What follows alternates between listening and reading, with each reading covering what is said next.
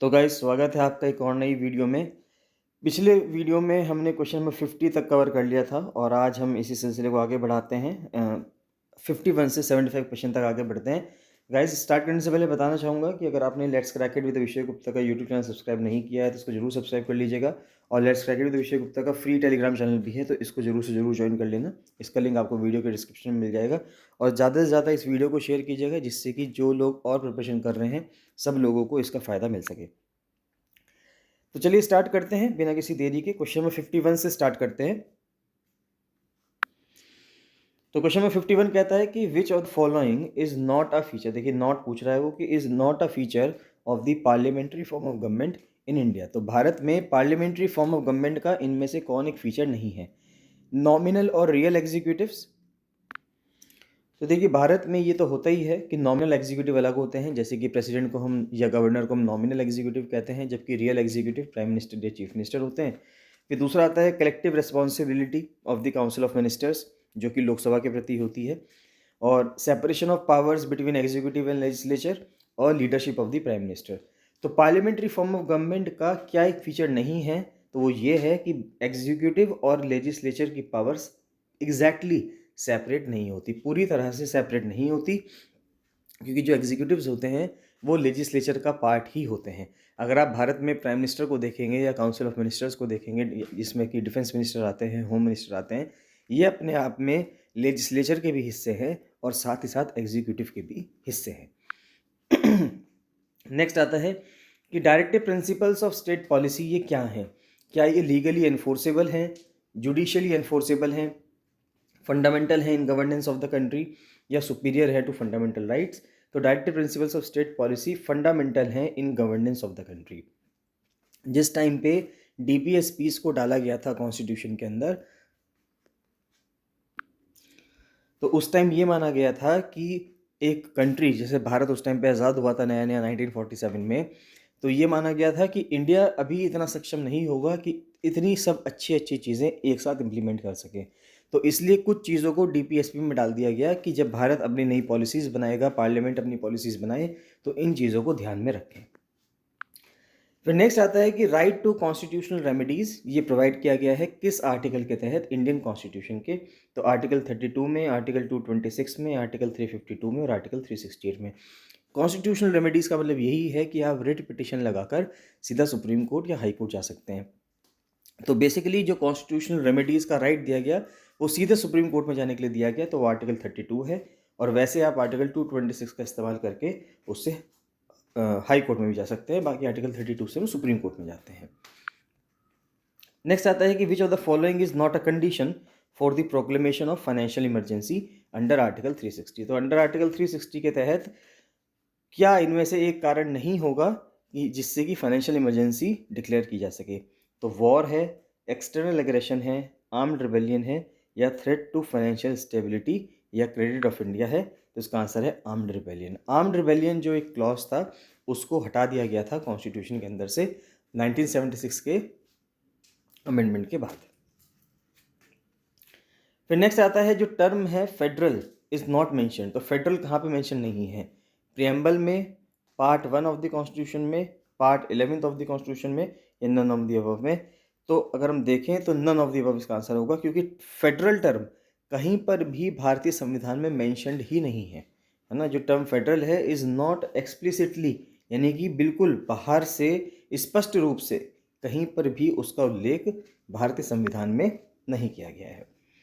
फिर next question आता है the agenda 21 adopted at the earth summit in Rio de Janeiro is related to which provision of the Indian constitution. जो agenda 21 है, जो अर्थ summit जब हुआ था रियो डी जेनेरियो ब्राज़ील में, तो हालांकि एजेंडा 21 जो है वो इन्वायरमेंट से रिलेट करता है, तो इनमें से वो आर्टिकल आपको देखना है जो इन्वायरमेंट से रिलेटेड हो।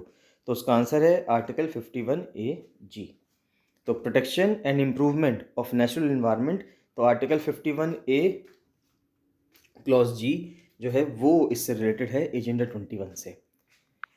फिर नेक्स्ट क्वेश्चन आता है विच of the following is not a feature of the Indian federal system. तो इनमें से कौन सा एक फीचर नहीं है? ये ध्यान रखना है कि पूछा क्या गया है, नॉट पूछा जा रहा है, तो उस चीज़ का ध्यान रखना है कि इनमें से क्या एक फीचर नहीं है इंडियन फेडरल सिस्टम का।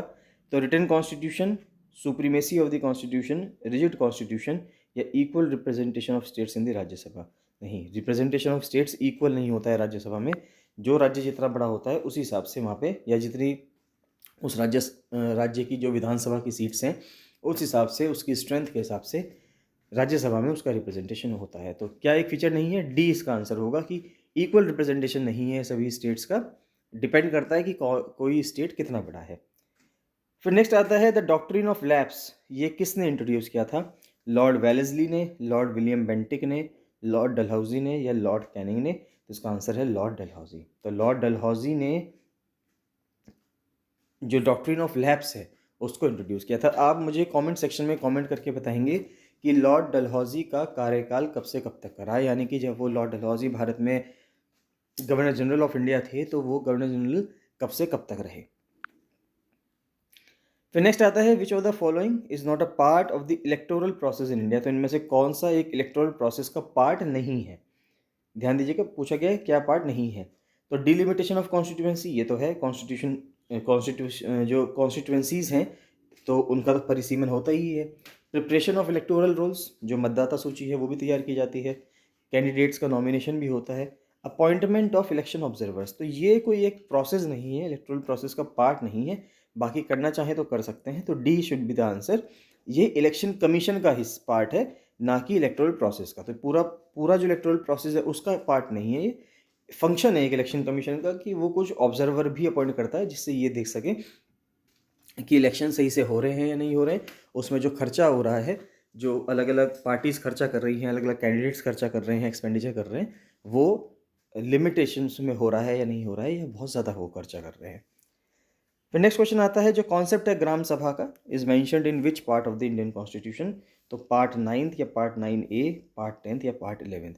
देखिए ग्राम सभा आती है पंचायती राज के अंदर, तो इसका आंसर है पार्ट 9th।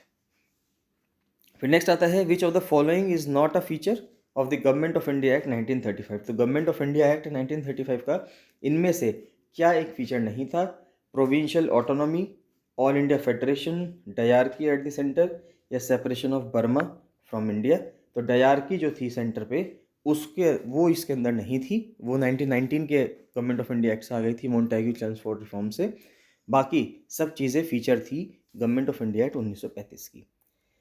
फिर नेक्स्ट आता है जो कॉन्सेप्ट है रीजनेबल रेस्ट्रिक्शंस का फंडामेंटल राइट्स पे, तो ये कहाँ पर मेंशन्ड है?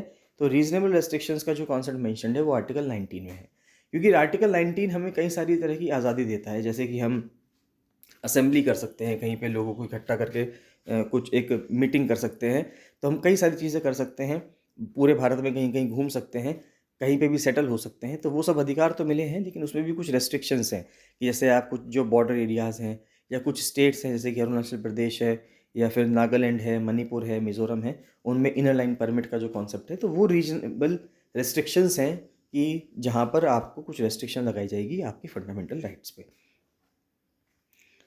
फिर नेक्स्ट क्वेश्चन आता है कि who among the following presides over the joint session of both houses of the parliament.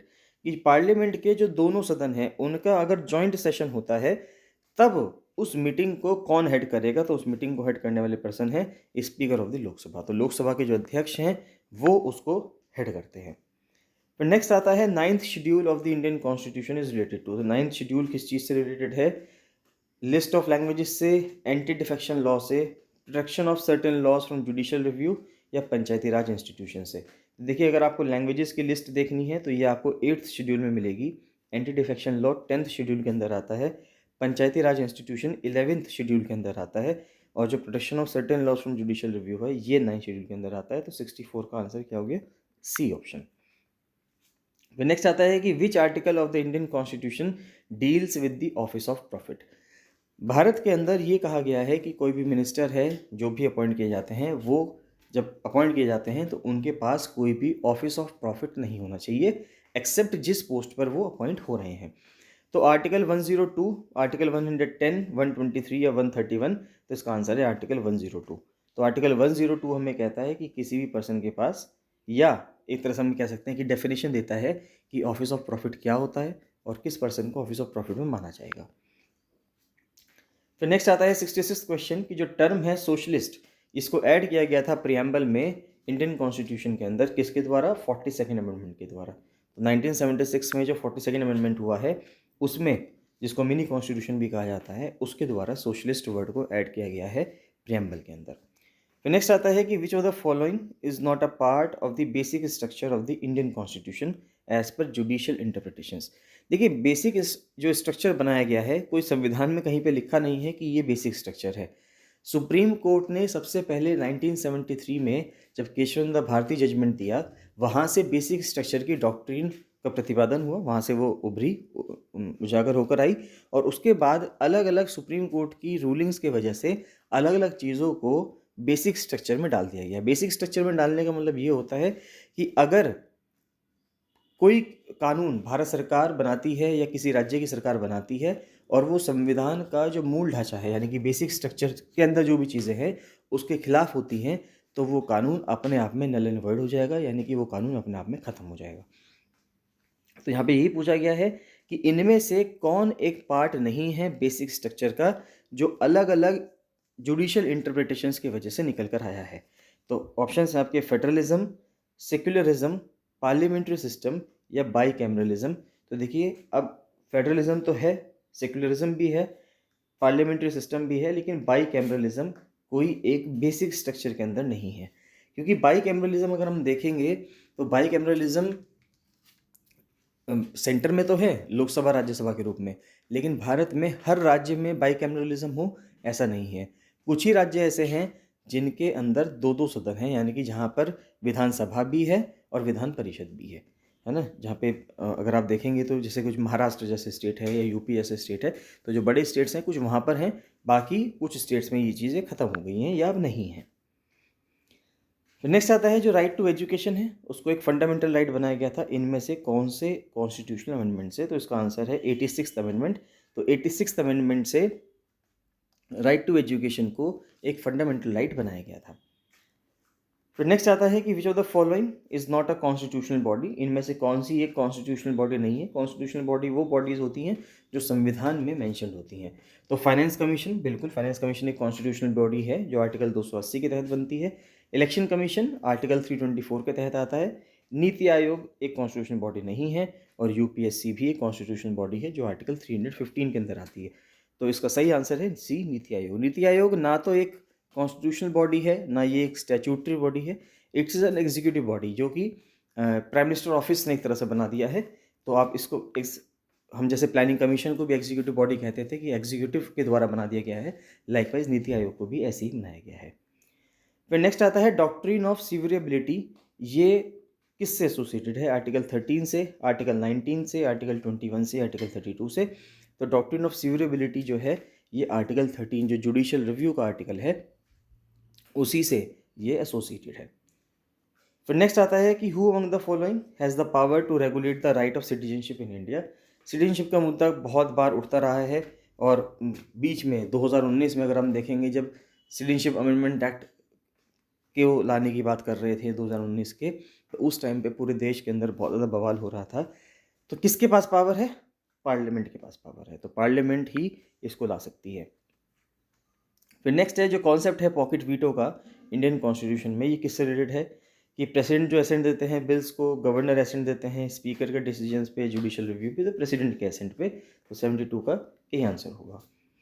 फिर नेक्स्ट आता है कि which of the following is not a ground for proclamation of emergency under article 352। तो article 352 के तहत इनमें से क्या एक ग्राउंड नहीं है कि हम इमरजेंसी डिक्लेयर कर सकें? आर्टिकल 352 के तहत हम नेशनल इमरजेंसी डिक्लेयर करते हैं, राष्ट्रीय आपातकाल पूरे देश के अंदर।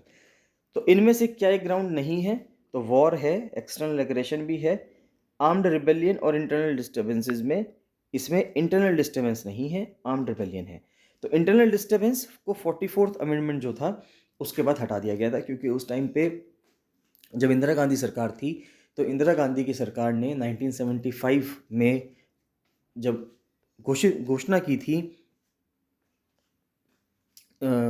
इमरजेंसी की, तो उन्होंने इंटरनल डिस्टर्बेंस का हवाला देते हुए ही की थी।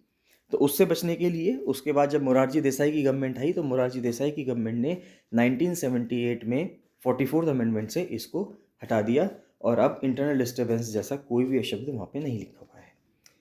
फिर नेक्स्ट क्वेश्चन आता है जो इनर लाइन परमिट का सिस्टम है ये ऑपरेशनल है इनमें से किन किन स्टेट्स में, असम में, मेघालय में, मणिपुर में या सिक्किम में। तो इसका आंसर है मणिपुर। मणिपुर रिसेंटली मणिपुर ने अपने आप को ILP सिस्टम के अंदर जोड़ा है, नहीं तो इससे पहले ये अरुणाचल प्रदेश में चलता था, नागालैंड में चलता था और मिजोरम में चलता था। तो मणिपुर ने भी रिसेंटली इसको अपने में ऐड कर लिया है। फिर नेक्स्ट आता है जो टर्म है क्रीमी लेयर, ये किससे एसोसिएटेड है? शेड्यूल्ड कास्ट से, शेड्यूल्ड ट्राइब से, OBC से या इकोनॉमिकली वीकर सेक्शन से। तो क्रीमी लेयर का कॉन्सेप्ट OBCs के अंदर चलता है। तो गाइज इस वीडियो में यहीं तक रहने देते हैं 75 तक। नेक्स्ट 76 से 100 क्वेश्चन जो हैं वो हम नेक्स्ट वीडियो में कवर करेंगे। गाइज आप बताइए कि आपको ये वीडियोस कैसी लग रही हैं, आपको कुछ अच्छे क्वेश्चंस लग रहे हैं या नहीं लग रहे हैं, कुछ नया सीखने को मिल रहा है या नहीं मिल रहा है, और रिवीजन कैसे चल रहा है। कोई भी आपका डाउट आता है आप मुझे कमेंट सेक्शन में कमेंट करके पूछिए। किसी भी टॉपिक पे आपको वीडियो बनवानी है, आपको लगता है कि वो मैं आपको समझाऊं कोई टॉपिक, तो वो भी आप मुझे कमेंट सेक्शन में कमेंट करके बताएंगे, तो मैं उसके ऊपर एक वीडियो बना दूंगा जिससे वो टॉपिक आपका पूरी तरह से क्लियर हो जाए। आपको वीडियो कैसी लग रही है जरूर से ज़रूर बताइएगा, इसको जरूर से ज़रूर शेयर कीजिएगा।